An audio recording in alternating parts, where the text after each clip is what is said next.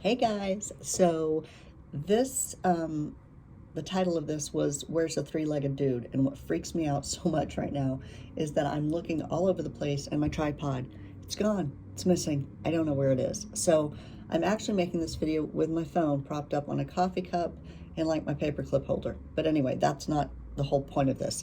The reason I'm doing this video today is that we have had negative 15 degree temperatures. It's still cold. It's going to be cold for a while, but I've had a few calls from my clients saying, hey, I need the number of a good plumber.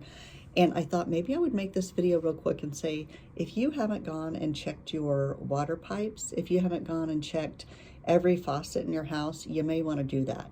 We've had a few people that in one instance, the piping, the PVC piping came apart due to the cold weather, and luckily it was fixed and everything's fine.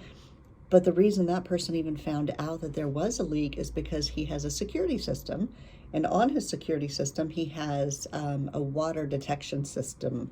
I think he paid an extra 30 bucks for that.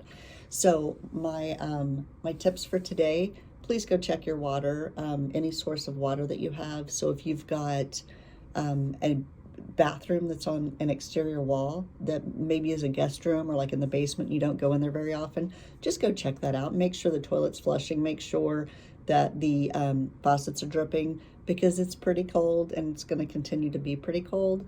So check that out. And if you need a good plumber, give me a call. I'll put my phone number on here somewhere. But give me a call. I can get you hooked up with a really good plumber.